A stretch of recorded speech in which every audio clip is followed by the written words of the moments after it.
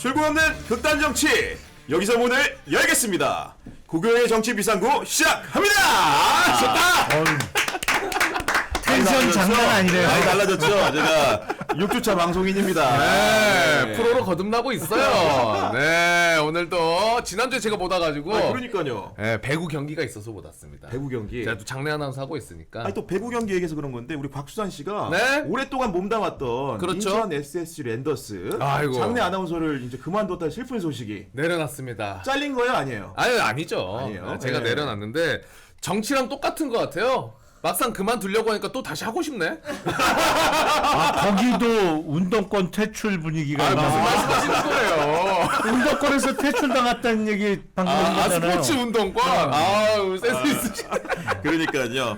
그 저희가 시간을 더 길게 끌 수가 없습니다. 이제 네. 일부 함께 하실 분들 소개를 해드릴 텐데요. 먼저 이분 모셨습니다. 우리 방송 첫 주에 아이고. 대박을 터뜨리신 분이에요. 진짜 네, 워낙 그게- 바쁘셔 또. 워낙 바쁘시고 네. 오늘도 방송 일정이 무려 4개다. 4개. 그 중에 경향TV는 3번째다. 세 번째. 끝나면 또 어디 간다? 시사인 간다. 그렇죠. 네. 오늘 낮에도 장남한 여의도에서 하고 계셨던 걸로 알고 있는데. 그 다음에 뉴스 예전 하나 더 하고 여기 왔습니다. 네. 바쁩니다. 바로 소개해드리도록 하겠습니다. 우리 김용남 개혁신당의 정책위 의장 모셨습니다. 네, 안녕하세요. 네. 어렵게 살고 있습니다.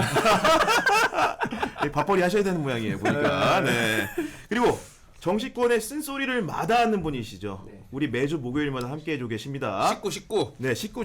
네. 패밀리. 네. 신인규 민심동행 창당준비위원장 모셨습니다. 네, 안녕하세요. 예, 정치권의 건강이 좋은 산삼이 되겠습니다. 쓴소리를 안 할 수가 없는 상황이라. 그렇죠. 여기 이렇게 세 분이 경양 식구파시거든요. 네. 가족입니다. 네.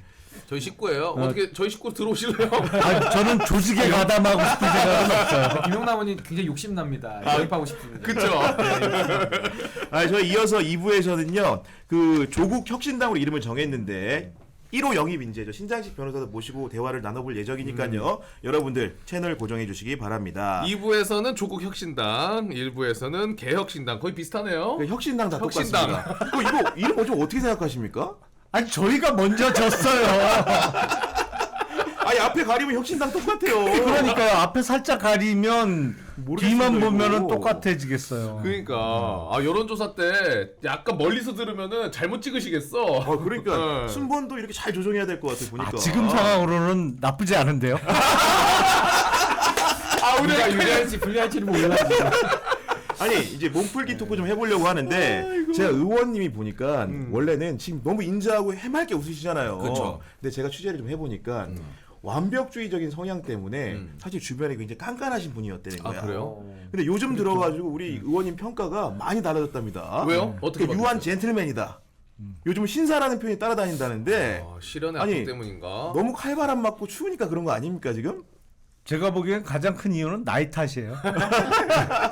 성격이 유해진 게. 네, 기운이 좀 딸리면서 네. 예전에는 말씀하신 대로 제가 그 일에 있어서 조금 실수가 있거나 이런 거를 그 못 넘어갔어요. 정말 무서운 분이었다면 내가 취재해 보니까. 하는 친구들이 그런 것 때문에 힘들어하는 경우가 많았는데 아무래도 나이가 들고 또 저도 이제 자식들이 커가면서 뭐 말 잘 들을 때가 대부분입니다만 항상 그런 건 아니잖아요. 뭐 이런저런 인생 경험이 좀 쌓이니까 이 기준을 좀 부드럽게 가져가야겠다. 반대해 주시군요. 라는 생각이 들더라고요. 네. 이제 부드러운 리더십으로 가시니까. 그러니까 네. 이제 정책위 의장이시기 때문에 그렇죠. 품격 있게 가야 됩니다. 가야지, 네. 이제. 그 곽수환 씨, 네. 어제 이재명 대표가 뭐 헬스장에 갔다 그래요? 이건 진짜 웃기더라. 그럼 어떻게 된 거예요? 가서 무슨 일이 있었던 거예요? 어제 그 서대문구 무슨 헬스장에서 직장인 정책 간담회가 있었어요. 그래서 이재명 대표가 거기서 이제 뭐 얘기도 하고 이제 또 둘러봐야 되지 않아요? 그래서 런닝머신 딱 올라갑니다. 그래서 요건 시스템이 이렇게 돼 있군요 하고 TV 켰는데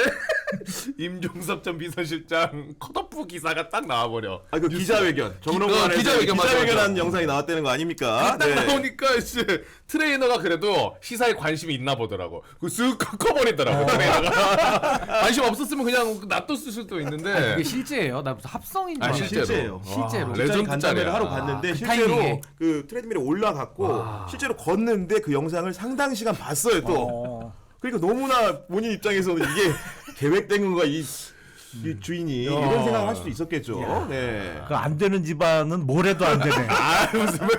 만약에 뭐 의원님께서 똑같이 이렇게 행보하고 계셨어. 그래서 이거 보고 있을까요? 하고 딱 TV 켰는데 이낙연 대표 나옵니다. 그러면 어떻게 하실 거예요? 아니 저는 이낙연 대표님한테는 어떠한 사감도 없고 안 좋은 감정도 전혀 없어요. 없어요. 어. 그리고 대단히 지금도 통합이 계속 유지되지 못한 거에 대해서 저 나름대로는 아쉽게 생각하고 있고 사실은 흔히 얘기하는 제3지대가 이렇게 뭐 어떤 분들은 잡탕밥이라고 비판도 했습니다만 보다 큰 그릇을 만들어서 뭐 여러 인재도 받고 또 총선 때 국민들의 많은 표도 담을 수 있는 큰 그릇을 유지하고 있어야 된다라고 생각하고 있어요. 근데 이낙연 대표님 말고 이제 결렬 과정에서 조금 미운 사람들은 있죠. 아니 시청자 댓글 아까 김 박사님이 정말 아까 그 온화한 미소와 그런 상큼한 모습에 우리 김용남 의원님을 굉장히 지지하는 댓글을 올려주셨습니다. 정확하게는 귀여워라고 하셨어요. 귀엽다고 하셨군요. 네, 그렇군요. 이제 잘생겼다는 얘기는 못 듣고 그냥 귀여운 쪽으로 가기로 했어요. 원래 귀여움이 빠지면 못 태어나요. 아 그럼요. 귀여움이 제일 위험해. 맞아요. 아니 지금 민주당 상황이 너무 안 좋은데 신 변호사님. 그러니까요. 근데 이 민주당의 공천 파동 여파가 민주당 내부에만 미치는 게 아니고 실제로 우리 의장님 못 담고 계신 개혁신당 같은 정당에 영향을 주는 거 아닙니까? 그러니까 뭐 일단은 민주당이 이번 총선에서 가장 중요한 역할을 해야 될 그럴 좀 책임을 지금 갖고 있는 상황인데 지금 내부가 너무 시끄럽거든요. 시끄러운 정도가 아니라 이건 이제 공천 파동이라고 불릴 정도로 이재명 대표의 리더십 자체가 지금 완전히 흔들리고 있는 이런 상황이라서 저도 참 이게 어떻게 수습이 될지가 참 궁금할 정도로 매우 좀 심각한 상황이다라는 점이고 또 하나는 이제 민주당이 가뜩이나 좀 어려운 데다가 뭐 개혁신당 내지는 뭐 다른 여타 신당들이 뭐 조국신당 나오면서 이제 표가 또 갈라지잖아요. 그렇죠. 그러니까 지금 내후 외환으로 지금 거의 샌드위치처럼 어려움이 지금 가중되고 있다. 그렇게 봅니다. 의원님 면전에서 내후 외환이라고 했습니다. 우리 의원님 생각 좀 어떠십니까? 우선은 이번 총선은 임기 3년 차에 치러지는 총선이잖아요. 뭐 윤석열 정부 시작하고 만 2년 정도 되는 시점에 치러지는 총선이라 누가 뭐래도 정권 심판론이 크게 작동하고 그 분위기로 가야 되는데 민주당 공천이 워낙 시끄럽고 파열음이 크다 보니까 엉뚱하게 야당 심판론이 꽤 올라오고 있어요. 그러니까 정권 심판론 분위기가 오히려 그것 때문에 조금 희석되는 분위기가 있는 것이죠. 개혁신당도 야당입니다. 그리고 야당으로서 정부 여당의 집권 세력의 잘못된 점에 대해서 매섭게 지적을 지금도 하고 있는데 이게 분위기가 좀 흐려지는 것 같아요. 그런 걱정은 있어요. 분명히. 네, 그럼 말빨이 안 먹히는 상황을 말씀해 주셨는데 그런 가운데 꺼낸 카드가 있습니다. 우리 김종인 박사를 당의 공관위원장으로 모셨어요. 그 김종인이 있기 전과 생긴 후에 우리 정당의 모습 어떻게 달라졌습니까? 일단 평균 연령이 많이 올라갔죠. 구성원들의 평균 연령이 아니 왜냐하면 저만 해도 그 개혁신당의 주요 멤버 중에 나이가 많은 편이거든요. 왜냐하면 저희가 통상 학번으로 부르는 연도에 태어난 멤버들이잖아요. 그렇죠. 네. 다 주요 멤버들이. 그렇습니다. 우리가 뭐 85학번, 86학번 연도에 그 85년생, 86년생들이니까. 근데 김종인 위원장께서 우리 정치권에 아마 가장 경험이 오래되고 풍부하신 분이 아닌가 싶어요. 이렇게 말씀을 들어보면 그 왜 조부님이 우리나라 초대 대법원장을 하셨던 가인 김병로 네, 맞습니다. 선생님이시잖아요. 네. 근데 그 얘기를 듣다 보면 뭐 초대 국회의원 선거 제1대 총선은 기억을 잘 못하시는 것 같고 2대 총선 때 말씀을 좀 하시더라고요. 지금이 이제 22대 총선이거든요. 2대 총선. 20번 전에 네, 20번 총선 전에. 20번 전에 아, 이루어졌던 그때 뭐 본인이 옛날에는 학교 운동장에서 합동 유세를 했잖아요. 네. 그게 저 어렸을 때만 해도 그런 게 있었어요. 그래서 그 1950년대 초반에 합동 유세장에 가서 뭐 유세 봤던 얘기, 그 유세 보고 할아버지께 가서 그대로 전달하면서 뭐 유세장 분위기가 어떻더라, 누가 될 것 같더라. 그때 다 맞췄다는 거예요. 그래서 그런 오랜 연륜과 또 지혜에서 나오는 어떤 리더십을 저희는 기대하고 있습니다. 네, 리더십을 기대하고 계신 거군요. 근데 신 변호사님, 지금 리더십을 기대하고 김종인 위원장이 새로 왔는데 그 여파가 어떻게 될 것 같으십니까? 근데 이제 개혁신당이 지금 굉장히 어려운 위치적인 상황이에요. 이제 김용남 의장님께서도 야당 역할이다 이렇게 말씀하셨는데 지금 야당 그러면은 민주당이 원래는 그 큰 형 역할을 해야 되는데 휘청거리고 있거든요. 그래서 그걸 지금 조국 혁신당에서 상당 부분 지금 빨아들어가고 있어요. 그렇다면 이 야권 진영에서 이제 개혁신당이 지지할 수 있는 이제 포지션이 더 줄어든다라는 면이 분명히 있는 것 같고. 그러다 보니까 이제 구원투수로 이제 김종인 공관위원장 모셔온 겁니다. 근데 공관위원장 모셔왔는데 제가 볼 때는 사실상 비대위원장이에요, 이분이 지금.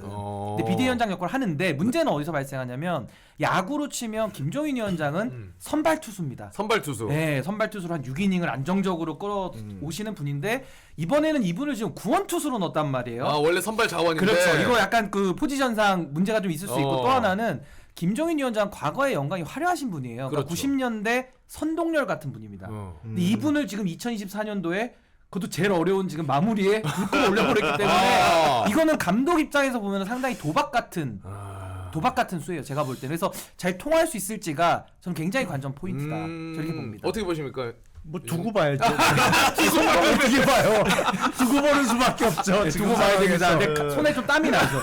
근데 선동열 투수가 90년대에는 진짜 막 슬라이더 각이 장난 기가 아니에요. 막혔죠. 기가 예. 막혔어요 진짜. 그렇지. 근데 지금 이제 한 20년 지났기 때문에 지금 그 각이 통하느냐 그건 좀 두고 봐야 될 것 아, 같아요. 그리고 저도 굉장히 공감하는 게 원래 말씀해주신 것처럼 선발 투수가 아무리 좋은 자원이어도 중간에 들어가면 이게 루틴이 아예 다르기 살짝 때문에 무너지죠. 원래 자기 기량이 안 나오는 경우가 꽤 많아요. 우리 김종인 위원장님도 오셨을 때 원래 처음부터 하셨으면은 본인의 그런 가치관과 이 시간적인 여유로 딱 플랜을 짤 수 있는 지금 약간 이제 급한 상황 아니에요? 그래서 조금 예전과 다른 폼이 나올 수도 있지 않을까 조심스럽게. 그러니까 예. 그 전에 거대 정당에서 비대위원장이나 이런 역할을 하실 때하고 지금 상황은 많이 다르죠. 그러니까 원래 2016년 총선 때 당시 민주당의 비대위원장을 하셨잖아요.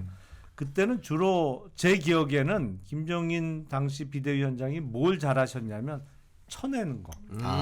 그때 몇몇 주요 정치인들을 쳐냈어요. 그때 정청래 의원, 이해찬 대표 쳤죠. 네, 뭐 네. 다 쳐서 공천 컷오프 시키고 그러면서 그 전열을 정비하고 그랬었는데 저희는 지금 뭐 쳐낼 건 없어요. 건 없이. 뭘 쳐내 여기서 더해도 현찮을 바네. 그러니까 약간 상황은 많이 다르다. 이런 상황에서 운명의 장난인가? 우리가 새로운 미래 이낙연 전 대표랑 달리 가기로 하지 않았습니까? 근데 민주당 이 상황이 되니까 탈당 러시가 이어질 것 같은 분위기고 그 자원들이 상당수가 새로운 미래로 또 갈 분위기입니다. 그렇지. 이 묘한 상황을 좀 어떻게 좀 판단하십니까? 사실은 저는 어느 정도는 예측을 했어요. 그래서 저희가 통합 선언을 2월 9일 날 했거든요. 근데 막판에 이제 결정을 하느냐 마느냐 할 때 이제 협상 과정 같은 거를 수시로 본국과 연락을 하잖아요. 네. 이제 협상 대표 4명이 서로 그렇지 뭐. 그렇죠. 그렇죠. 따로 나가 전화 한번 해야죠. 네. 계속 전화하고 뭐 저쪽에서 저런 제안을 했는데 어떻게 받을까 말까 뭐 이런 걸 할 때 제가 그때 한 얘기가 그거예요.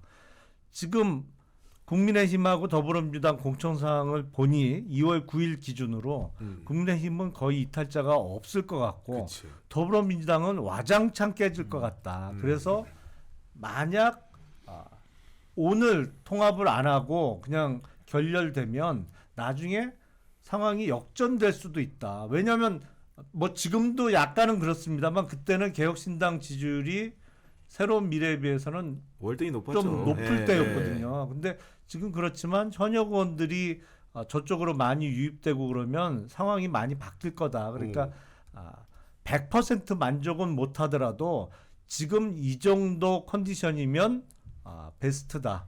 상황상 뭐 그런 얘기를 했거든요. 미리 예측을 하시고. 뭐 그건 어느 정도 판을 보면은 예상이 됐던 거니까 뭐 그래서 했다가 이제 열 하루 만에 깨졌잖아요. 근데 지금 그때 걱정했던 게 그대로 이어지고 있죠. 왜냐하면 더불어민주당은 지금 현역 의원들 이탈이 지금도 꽤 있지만 앞으로 더 많을 가능성이 있잖아요. 그렇습니다. 물론 그분들이 최종적으로 어떤 선택을 할지 아니면 무소속 연대 형태로 총선에 임할 수도 있겠습니다만 그래서 못내 아쉬워요 지금도.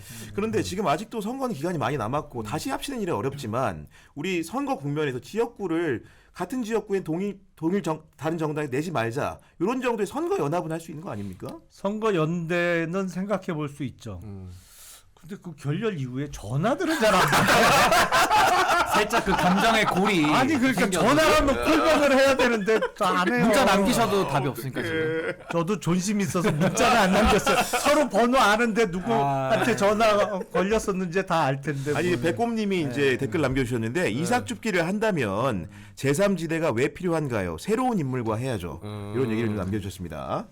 일단 번호를 받기 위해서 이삭죽기가 필요합니다. 일단 현실적인 이유가 현실적으로는 있는 거죠. 현실적으로는 네. 그리고 지역구 국회의원이 5명 이상 돼야 각 지역에 뛰는 저희 당의 후보들이 공통 기호를 받아요.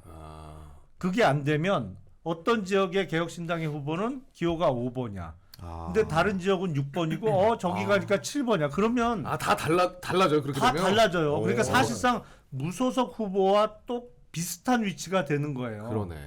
아니 기호가 통일되지 않으면 어떻게 선거운동을 해요? 선거운동 때 맨날 뭐 이거 하고 뭐 이거 하는 게 뭐 몇 번 찍어주세요. 뭐 우리는 4번 타자. 뭐 이렇게 선거운동을 보통 하잖아요. 그렇죠. 왜냐면 일반 국민들 입장에서 개혁신당이 됐던 아니면 거대 정당도 번호가 헷갈리는 분들이 많이 계세요. 특히 집권 여당이 1번이라고 그렇죠. 생각하는 분들이 많이 계시거든요. 네, 근데 맞습니다. 그건 아니잖아요. 아니죠. 의원 민주당 숫자대로 일본이죠. 네. 여당은 지금은 2번이죠. 그래서 항상 선거운동 들어가면 맨날 이러고 뭐 이러는 건데 아니 우리는 뭐 이거 했다가 그러면 선거운동이 안 되잖아요.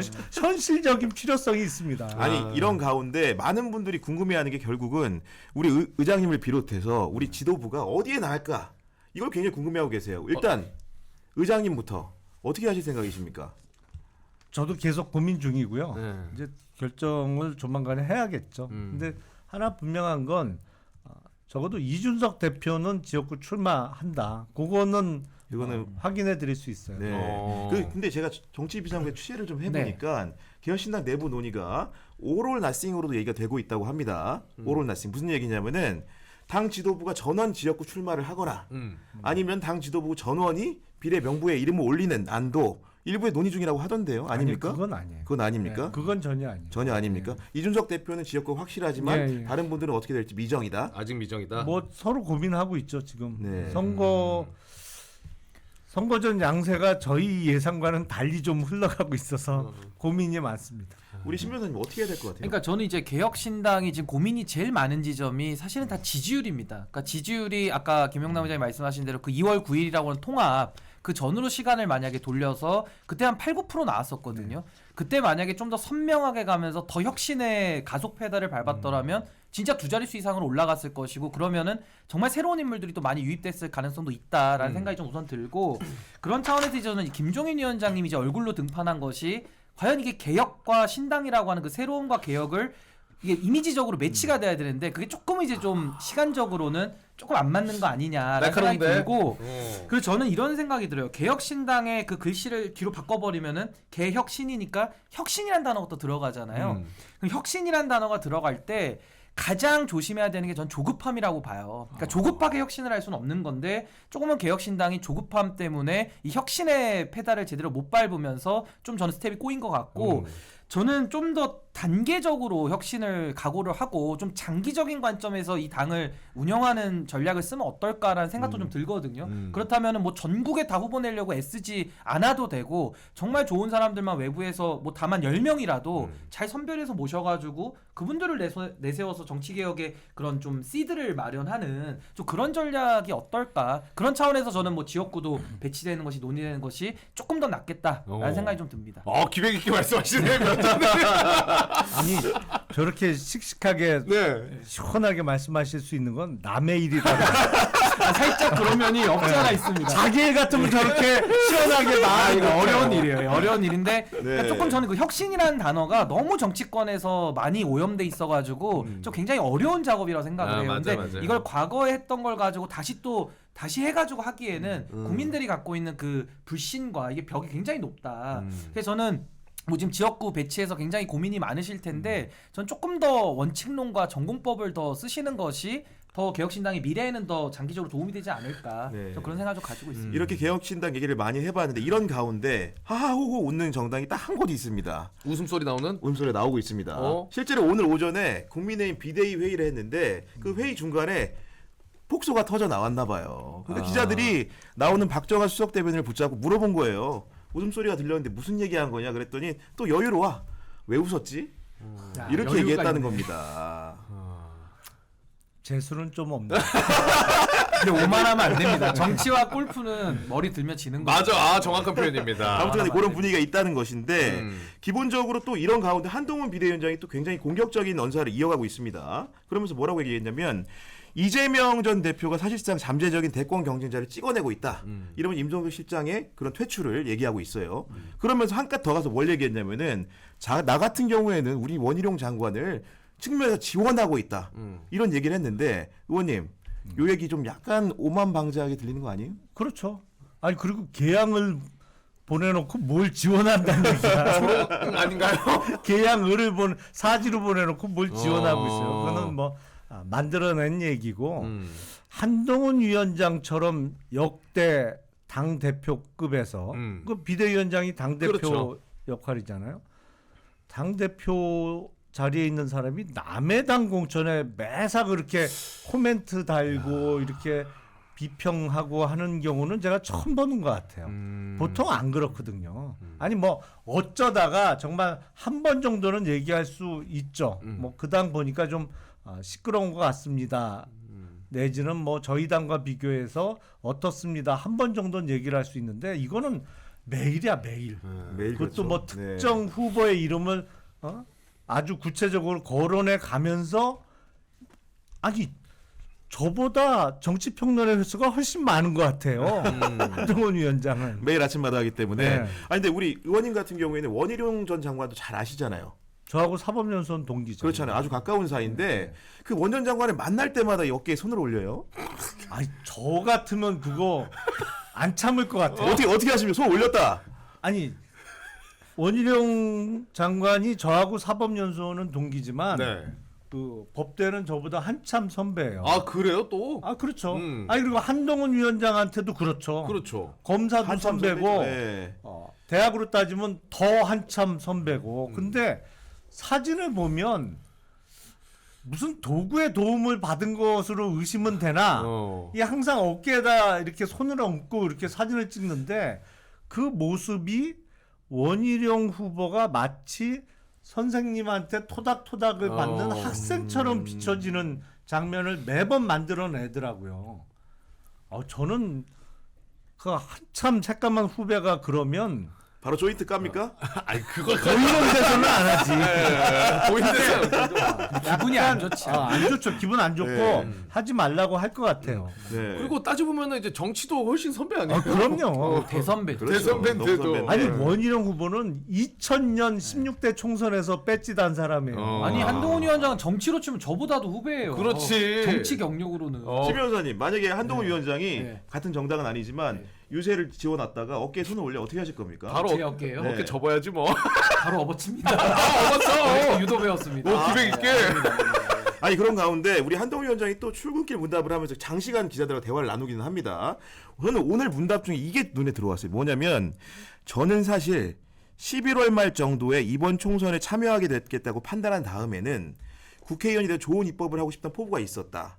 당시만 해도 선대본부장 얘기가 나왔다고 했어요. 근데 11월 어떤 시기입니까? 10월 달에 강서구청장 재보궐선거에서 패배한 직후잖아요. 그러면 이분은 11월에는 법무부 장관이었고 당시에 당대표는 김기현 대표입니다. 이 얘기가 사실 주가 되는 얘기가 아니고 양념처럼 한 얘기인데 11월 말에 그때 당시 선대본부장으로 얘기가 나왔다. 이거 어떻게 좀 받아들여야 됩니까? 다 계획이 있었구나. 그렇죠. 좀 그렇게 느껴지더라고요. 근데 그건 말도 안 되는 소리 아니에요? 현직 법무부 장관이야. 그리고 법무부 장관 퇴임한 거는 그로부터 11월 말이면 거의 한 달 뒤에요. 맞아요. 예. 그러면 장관으로 재직하고 있는 동안에 계속 내가 국민의힘에 어떤 자리로 가서 이번 총선을 임할 것인지 그걸 계속 누군가하고는 의논을 하고 계획을 짜고 있었다는 얘기 아니에요. 아니 전형적인 공무원의 선거 개입인데. 아니, 저도 그래서 이 말을 사실은 주가 되게 한 건 아니지만은 시점과 보직을 얘기했다는 점에서 굉장히 문제 소지가 있어 보인다. 이런 생각이 좀 들었거든요. 그러니까 이게 지금 비정상 정부인 게 한동훈 위원장 공무원의 정치 중립 위반한 게 지금 그러니까. 은연 중에 나왔고요. 또 윤석열 대통령의 당무 개입은 한동훈 위원장한테 사퇴 요구까지 해가지고 이미 다 드러난 사실이잖아요. 그렇죠. 그러니까 이게 정말 비정상적이라는 거죠. 헌법을 유린하는 이런 상황이 벌어지고 있는 거고 한동훈 위원장은 국민의힘 이슈 이야기할 때는 좀 이렇게 뭐 피해가기도 하고 이러다가 민주당 이슈만 얘기하면 아주 그냥 해설위원 같이 아유. 아주 디테일하게까지 다 설명에 사족을 다 붙이거든요. 뭐 조어까지 만들고. 근데 저는 정치라는 거는 상대방이 있는 거잖아요. 그럼 상대방에 대해서는 특히 당 대표라 그러면은 비판하는 것도 굉장히 절제해서 절제된 용어로 하는 것이 맞고 조롱이나 비난까지는 절대는 가서 안 되는 거거든요. 그럼 앞으로 그 사람들하고 정치를 어떻게 합니까? 그쪽 지지자들을 어떻게 그치. 설득합니까? 협치도 어떻게 해? 그렇게 불가능한 거죠. 그러니까 협치를 포기했다라는 것이 전 한동훈 위원장의 이런 좀 강한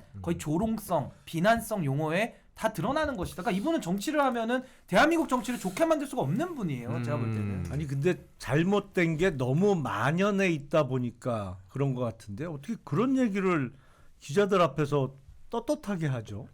아니 그러니까 저도 사실은 자기가 현직 장관이야. 그 다른 장관도 아니고 정치나 어떤 그런 면에서 엄정 중립을 지켜야 되는 대한민국의 법질서를 수호하는 부처의 수장인 법무부 장관 자리에 있으면서 야 내가 언젠가는 조만간에 여당으로 가서 이번 총선에 선대위원장이 됐던 선대본부장이 됐던 되고 배지도 달고 그거를 저는 그러니까 상상하기가 결국은 좀 뒤에 붙은 어려워요. 말은 이겁니다. 그렇지만 제가 비대위원장, 당대표로 선거를 이끌어야 하는 상황이 됐고 수락하겠다고 판단한 다음에 불출마가 필요하다고 생각했다. 결국은 불출마를 한 경위를 얘기하다 보니까 너무 앞까지 간 거야. 원래는 그 앞을 얘기 안 했으면 됐는데 디테일까지 너무 너무 나가네. 디테일을 자신 있게 얘기하다 보니까 실수를 한 거죠. 제가 보기에는. 사람이 이제 좀 업이 많이 돼 있네요. 그러니까 그렇게 보입니다. 보니까. 네. 붕 떠 있네. 네, 그런 아, 지점이 원래 있고. 항상 떠 있잖아. 마음이 붕 떠 있어요. 마음이. 몸도 붕 떠 있는 거 아니야? 아, 이 시점에서 좀 강조드립니다. 우리 김용남 의장님의 말씀은 경향TV의 공식 의견과 관계없음을 다시 한번 사견이었습니다. 말씀드립니다. 네. 국민의힘 공천 뭐 잘 된다고 하는데 논란인 곳도 적지 않습니다. 예를 들면 서천호 전 부산경찰청장이란 분, 이분이 보니까 경남 사천 남해 하동에 후보로 확정이 되셨습니다. 근데 이분이 왜 문제가 되느냐? 이명박 정부 때 이제 부산 경찰청장을 하신 거예요. 당시에 한진중공업 힘합법사 사태라는 게 있었던 모양입니다. 당시에 경찰을 동원해서 여론을 조작한 혐의로 징역형이 선고되신 분이에요. 근데 올해 설에 사면 복권이 되고 와. 입후보에서 이렇게 또? 후보가 바로 된 겁니다. 이거 괜찮은 겁니까? 사면 복권. 그게 그러니까 그 사건의 경과가 미리 사면 복권 될 거를 알고 사면 복권 발표되기 전에 공천 신청을 이미 했던 거 아니냐? 그게 핵심이잖아요. 맞습니다. 네. 근데 사면 복권 될 거를 몰랐다고 하면 공천 신청을 넣기가 어렵죠. 왜냐하면 피선거권 자체가 없는데 선거에 출마할 자격 자체가 없는 상황에서 정당에 자기가 출마할 테니 공천 달라는 공천 신청을 한다? 그거는 상상하기 어렵죠. 그러니까 소위 사면 약속설이 뭐 사건의 진행 경과를 보면 충분히 설득력이 있는 상황이죠. 근데 내가 사면 될 거라는 걸 알 수가 있나? 원래는 모르지 않아요? 몰라야 정상인 그렇죠. 거죠. 그게 정상이죠. 아니 왜냐면은 우리 의원님이 심지어는 법무부에서 또 근무를 하셨잖아요. 그 사면 심사를 총괄하는 정부 부처 아닙니까? 통상 절차가 좀 어떻게 되는 겁니까? 사면 과정이. 그게 검찰국이라고 있습니다. 법무부에 뭐 법무실도 있고 검찰국도 있고 교정국도 있고 그럽니다만 검찰국에 옛날에는 검찰 이과라고 했는데 거기에 담당 업무예요. 사면 복권 업무가. 그래서 사면 복권은 대통령의 권한이잖아요. 하지만 법무부 검찰 이과에서 담당을 하면서 청와대하고 계속 이제 소통을 합니다. 소통을 해갖고 특히 특별 사면 복권은 거의 청와대에서 내려오는 거고 일반 사면 복권 왜 그 사면 복권 대상자가 많은 거 있잖아요. 네, 예를 네. 들어서 뭐 몇 년 이상 지난 어떠한 범죄로 인한 것은 일괄적으로 다 사면 복권을 한다. 그런 건 기준을 검찰 이과에서 만들고 특별하게 이렇게 몇몇 정치인이나 경제인들 하는 것은 청와대 대통령실에서 이제 내려오죠. 그래서 명단을 준비하고 이걸 계속 조정을 하다가 발표를 하는 건데 그걸 사면 복권의 대상자가 안다고 하면 정상적인 루트는 아니죠. 그 앞서서도 그 김관진 전 국방부 장관 같은 경우에도 상고 포기를 했어요. 기본적으로 사면 확정 사실을 알지 못하면 못할 행동들을 했는데 그러네. 이런 것도 변호사로 보시기에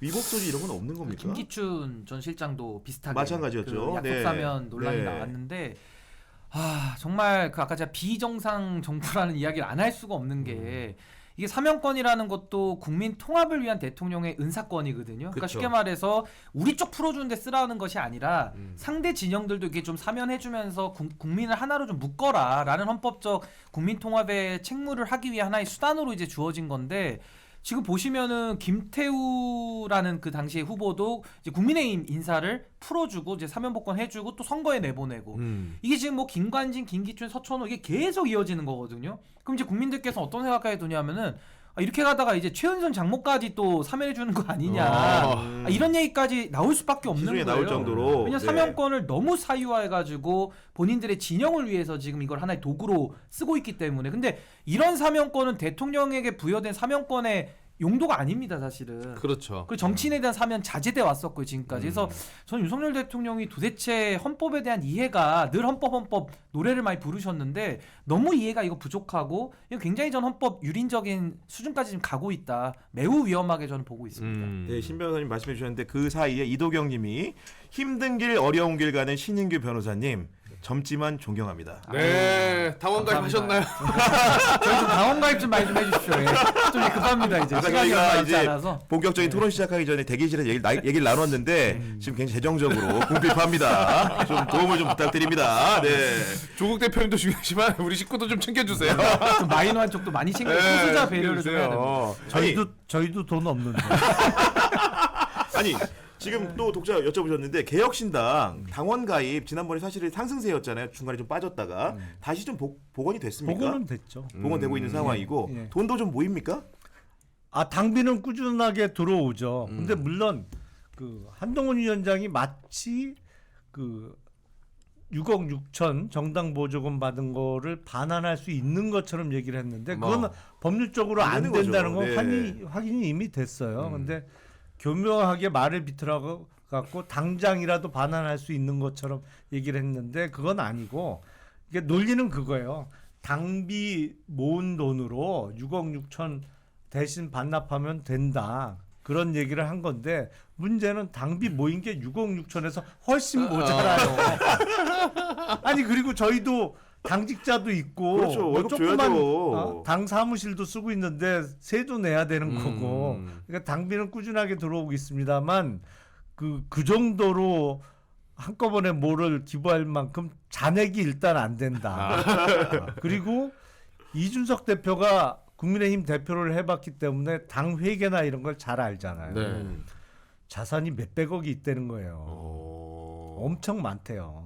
그렇게 그렇겠죠. 많습니까? 근데 뭐 계속 네. 뭐 후원 받고 하면 그럴 수 있겠죠. 아니 그게 계속 쌓였으니까. 쌓이니까. 그동안 그리고 수십 년 나라에서 동안. 세금이 들어가니까. 그렇죠. 그래서 그렇게 부자 정당이 지금 6억 6천 가지고 개혁신당을 핍박하는 거는 그러니까요. 좀 모양새가 안 좋다 이런 말씀이시죠. 네. 일진놀이 하고 있는 거다.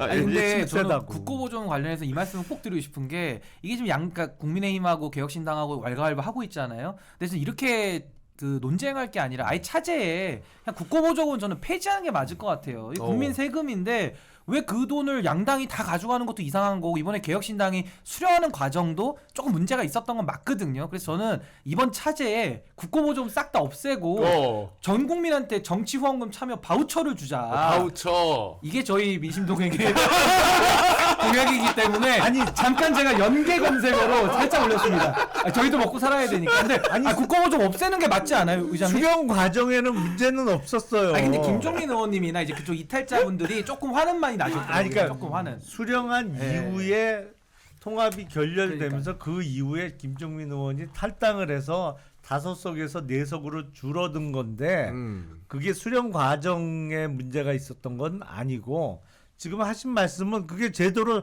정착이 된다면 저희도 뭐 반대할 이유는 없죠. 그러니까 차제에 그냥 큰 집도 다 끊자고 그냥 어. 다 국고보정을 끊어버리고 아니 국민들한테 정치원금 바우처를 나눠주면 아니 잘하는 당에 국민들이 후원해줄 거 아닙니까? 그거 맞는 아 말이네. 그러면은 또. 잘하는 당은 더 국민들한테 돈 받기 위해서라도 열심히 할 거 아니에요? 와 민심동행. 아 괜찮지 않습니까? 민심동행. 아 이거 바우처 동행해야 됩니다 진짜.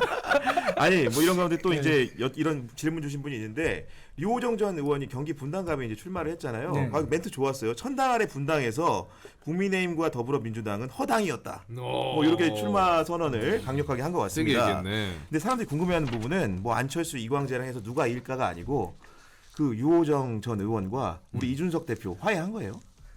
그럼요. 지금 잘 지냅니까? 잘 지내죠. 회의도 같이 합니까? 아니 유호정 전 의원은 지금 지역구 후보로 뛰고 있기 때문에 뭐 당사에서 있는 회의에 올 만한 기회는 없고 그리고 저희가 월수금 최고위원회를 합니다만 그 멤버는 아니죠. 그거는 최고위원들이 모여서 지도부가 회의하는 아니니까요. 거고. 네.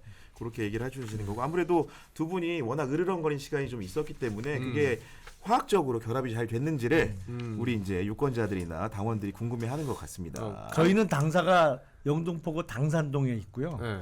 유호정 의원은 분당에 있잖아요. 지리적 거리가 멀면 싸울 일도 없어요. 싸울 일이 없다. 아직까지 괜찮으신 거죠? 그럼요. 아니 마지막으로 요 얘기는 좀 해야 될 것 같아요. 지금 보면 대통령이 민생 토론회를 계속 꾸준히 이어가고 있습니다. 그리고 성태윤 정책실장의 얘기를 빌어도 앞으로도 7, 8회 정도 더 남았다는 거예요. 근데 할 때마다 지금 뭘 풀어요. 규제를 하나하나 풉니다. 공약 그린벨트 내고. 풀었죠. 뭐 준다 그러고. 그렇죠. 군사 보호구역 풀었죠. 그렇죠. 그리고 금융투자 소득 때 또 폐지하겠다고 하죠. 뭐 이런 정책 좀 어떻게 보십니까? 근데 윤석열 정부의 문제점 중에 하나가 모든 정책이나 일처리가 즉흥적이라고 느껴지는 거예요. 왜냐하면 군사보호지역 해제도 그 규모가 어마어마하잖아요. 그린벨트도 마찬가지입니다만. 아니 저거를 선거가 채 40여일 남은 상황에서 저렇게 전격적으로 발표할 일인가. 그리고 왜 그 규모인지 왜 지금 시기인지 아무런 설명도 없어. 근데 전국을 돌아다니면서 민생 토론회를 하면서 이른바 아주 기대도 못했던 커다란 선물을 하나씩 보따리를 푸는 격인데 누가 봐도 선거 관련성이 깊다고 의심할 수밖에 없는 상황이죠. 근데 문제는 아니 4월 10일 선거 끝나고 나서 윤석열 정부의 임기가 끝나는 것도 아니고 뭐 대한민국이 그 이후부터는 없어지는 것도 아닌데 정말 장기간의 그 장기적인 시각을 갖고 결정해야 될 일을 선거 앞두고 너무 성급하게 막 빵빵 터트린다는 느낌이 있어요. 이거 맞는 말인 것 같아요. 우리 신변호는 어떻게 아니 보십니까? 저는 국민의힘 요즘 하는 거 보면 너무 진짜 웃긴 것 같아요. 왜냐하면은 과거에 문재인 대통령 때 한번 생각해 보시면 선거 앞두고 문재인 대통령이 어디 뭐 군산을 간다 난리를 쳤거든요. 난리를 선거에 영향 미친다고. 진짜 그랬습니다 당시에. 맞아요.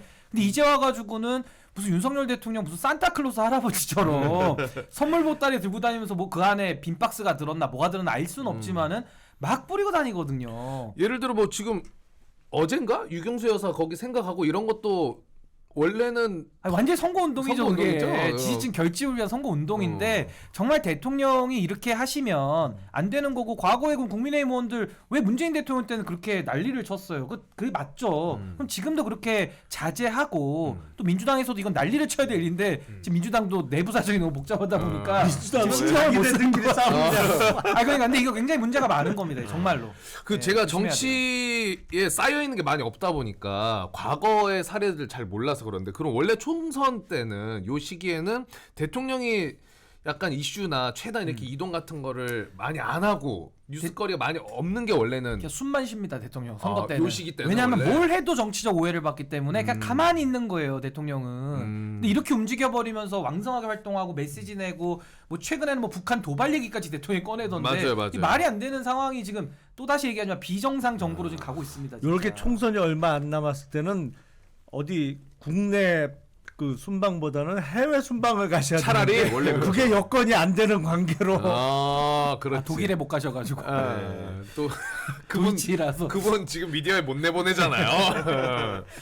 지금까지 이제 도이치 얘기까지 이렇게 마감을 해봤는데 그 김용남 개혁신당 정책위 의장과 신인규 민심동인 창당준비위원장 1부에 이렇게 수고해 주셨습니다. 벌써 끝났어요? 벌써요? 왜냐면 두 분? 지금 약속된 40분이 됐기 40분 때문에 됐어요? 우리 약속 철저하게 지킵니다. 요즘 생각보다 네, 짧은 거 철저하게 아니에요? 시간 진짜. 지켜야 되기 때문에 네. 오늘은 이렇게 아쉽지만 보내드리고 예. 다음번에 또 모시도록 하겠습니다. 네. 우리 다음번에는 지지를 확 상승해서 다시 한번 나와주십시오. 많이 도와주세요. 네, 회장님, 알겠습니다. 진짜 네. 힘내요 우리. 예. 파이팅. 우리 뭐 개혁신당 화이팅 한번 해줘요. 좀. 예? 나가시니까. 정치 예. 중립으로 가지고 뭘 또 화이팅입니까? 아니 약자는 좀 응원해줘도 돼요. 미심동행은 응원해줘도 됩니다. 1번은 안 해줘도 아무도 몰라, 돼요. 사람들이. 한 번만 해줘. 아 여기는 근데 창당했는데 여기 창당도 안 됐잖아요. 당이 아니에요. 당이 아니잖아요. 준비하고 있잖아. 네, 알겠습니다. 2부에서는 말씀드린 대로 그 조국 혁신당의 1호 영입인재 신장식 변호사를 모시고 말씀 네. 나눠보도록 하겠습니다. 2부 시작되니까요. 어디 가지 말아주시기 바랍니다. 1부 이렇게 마감하도록 하겠습니다. 네, 감사했습니다. 그만 들어오고요. 두 분 감사합니다. 감사합니다.